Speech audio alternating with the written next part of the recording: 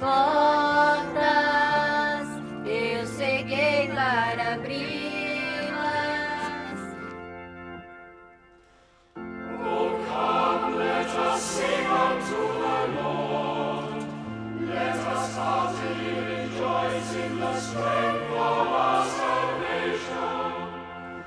Let us come before His presence with thanksgiving, and show ourselves glad in Him with songs. For the Lord is a great God, and a great King of all gods. Amen. Pope John the 23rd asked the bishops to send priests to Latin America. And he had met Bishop Murphy at the Vatican Council. And Bishop Murphy told him that he had this diocese with only 4 priests. And Walter Curtis said, I will send you priests as soon as possible. And that's how we came to Brazil, actually. Huh? Bishop Bill Murphy, a Redemptorist bishop from Omaha, Nebraska. And he brought us here. So this is in memory of Don Tomas, that's his name, Guilherme Murphy, the first bishop of the Diocese of Juazeiro, 63 to 65. And his cause is in Rome right now for canonization. So we're very grateful, and I pray to him every day, a great man. We left in October of 65 and got here and studied Portuguese in Belém. And in all of your communities, 20, 25, or 30, there was not one of them that had any school. So you were able to get once a year a whole group of teachers and older students to go to spend 2 of them in each of the villages, huh? Yeah. And you notice how the need for education in the beginning, and that was the beginning. But now they have schools all through the interior. Bishop Curtis gave the first X-ray machine to this doctor 48 years ago. So Foi o primeiro raio-x da it was the região. first X-ray machine in the whole area here. Just a couple of years ago, there were none of these brick homes. They were all mud homes and cardboard and the like. And I kind of took charge of Remanso and the area around Remanso. That's where we are now. Yeah. In more or less 1987, 86, one of our teachers, our catechists, Aunt Raquel, began to take the children off the street. Pedindo esmola. Saw the kids on the street without shoes, asking for handouts. They didn't have any food, no schooling. Dei o pão e perguntei por que eles não estudavam. I gave them the bread and asked why they weren't studying. E aí eu disse que daquele dia em diante eu ia ser professora deles. And that day in the future, I decided I'm going to be their teachers. She said to me, I'm going to build my own school. Foi. And when I saw what she did, she finally had 100 of these kids. And feeding them and educating them, that's when I felt that I had to come on board and do something. So I promised the Lord that I would do what I could with help from St. Leo's in Stamford. We finished the building. Our second building here is called St. Leo the Great, named after St. Leo's parish in Stamford that have supported us for almost 20 years. We're so grateful. Their pastor, since gone to God, is Monsignor Ben Tai and his associate, Father Gilbert. They have 3 meals, the breakfast, the lunch, and the dinner before they go home. At home, they don't eat as well as they eat here. They have a good nutrition.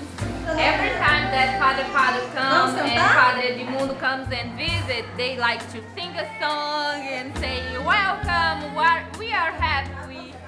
A rosa vem serenata, cravo foi enviar. We don't have a lot of work in the city, and people need to be trained to do a lot of things, different things here.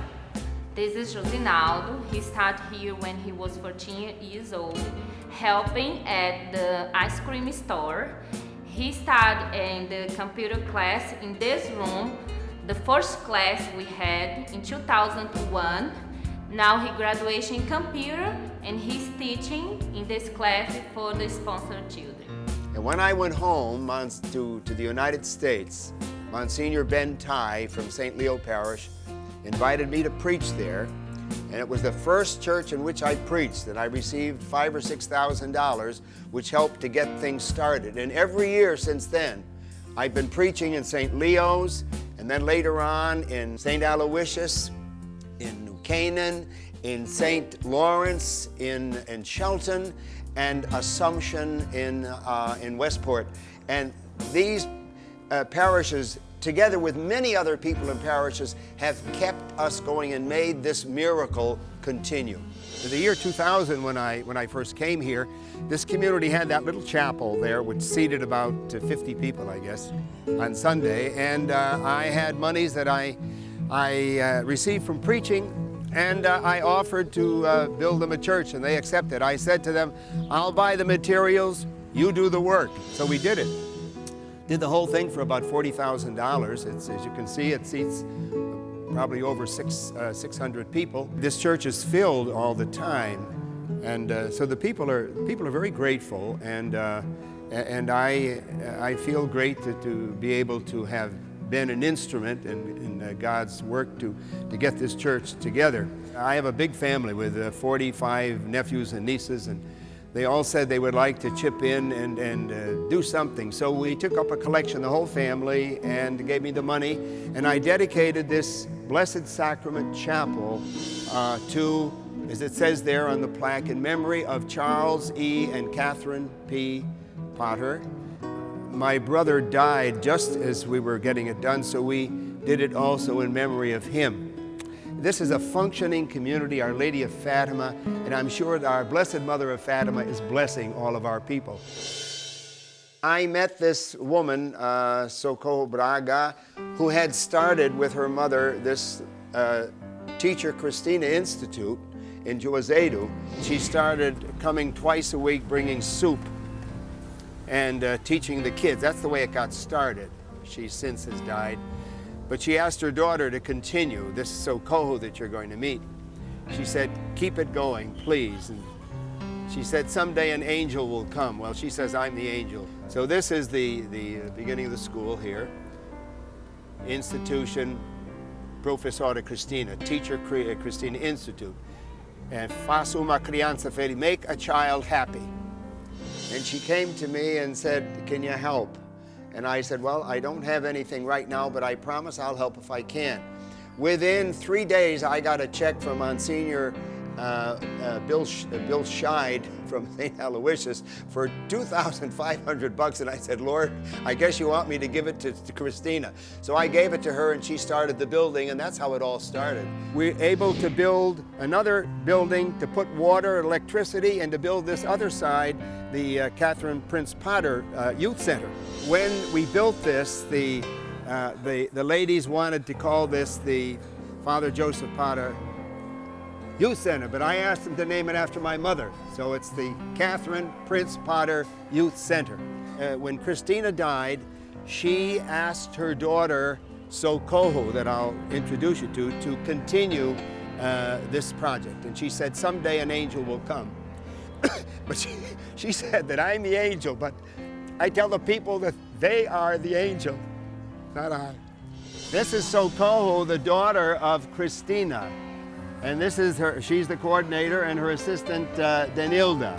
And they make the things happen here. I just give them the money and give the blessing. There are 5 classrooms here, a kitchen and an office, and all this was done with the monies from the Diocese of Bridgeport, thank God. And these children are here from 8 o'clock until 4 in the afternoon. This is the 6 years old, and at the end of this year, in December, they'll graduate and go to a public school, and they will be called the Doctors of ABC when they finish their course. And you'll notice the little masks on the children because our city is celebrating Carnaval right now, 10 days celebration of dancing and singing in the streets.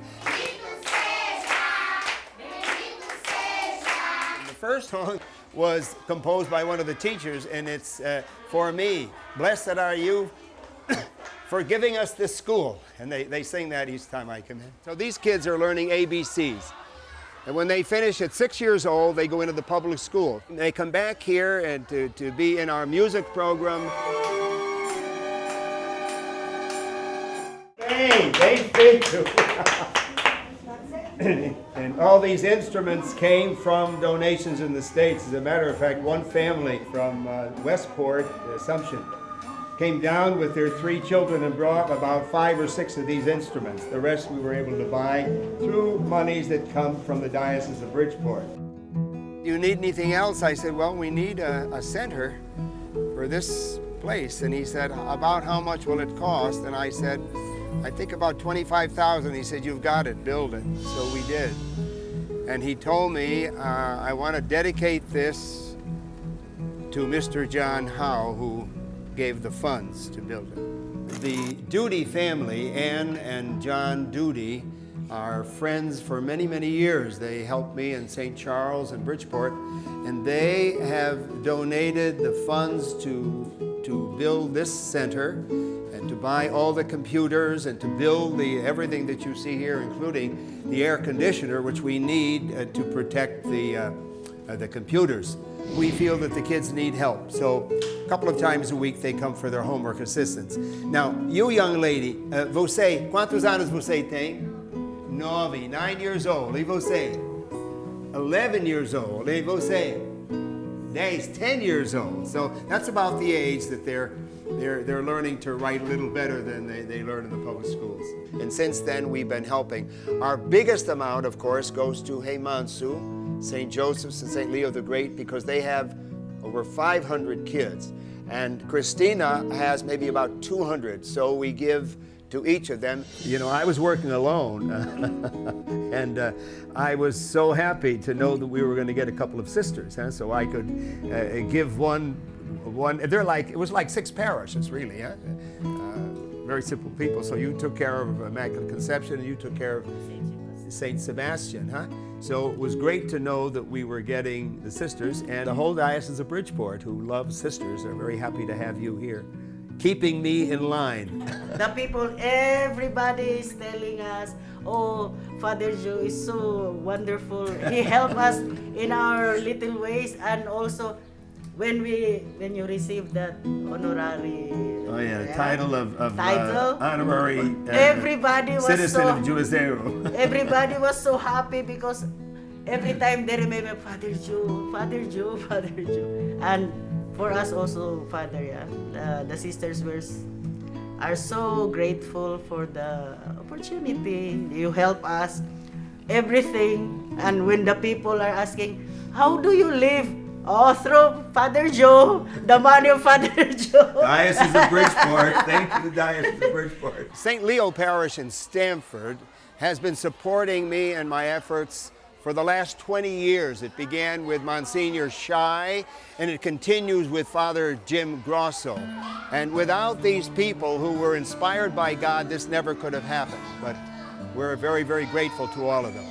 This is the Church of St. Francis of Assisi, this little community that never had a church, and they're so proud now. I helped a little, and the people did a lot of the work. And our good friend Tom O'Hara from Assumption Parish gave a good sizable amount to, and as you can see, it's almost finished. We have the tile to put down on the floor. We finished the altar section. It's going to be, and then painting it, and it'll be ready when our bishop, Bishop Frank, comes here in July. But before long, it'll be finished and painted, and it'll be much more beautiful and to serve the community. Mas o pessoal, né, para ser mais católico. Hoping that the people will be more Catholic and will practice a little better now that they have a church. Foi encanto para nós aqui de beleza e dá muita novidade para nós e a mão a nós todos. But for us, Father Joe is a kind of blessing. So it's a great blessing for us. Nossa vida, nós todos. We do what we can. And our efforts are planting the seeds, but it's God who makes the plant grow. And that's about what we think as we serve here, that our example to other people here, young The young guys who have been ordained priests are young Brazilians. There are many of them that have been ordained. And our laity, who we can be signs of God's work for them. The Brazilians want their own priest. In recent times, we've ordained many young guys, and one of them was in Whitey's community, where we're going today to have Mass. Yeah. And these young guys are continuing what we tried to do, so that we can pass the torch on to them when we can no longer be here, that they will continue to keep this mission going and to begin to serve the people. Our legacy as the people. Yeah. Yeah. And hoping that, that the little example that we were able to give, and certainly the Holy Spirit uses that to inspire these wonderful people to keep going and to make things happen. I said, we'll do our part and God will do the rest.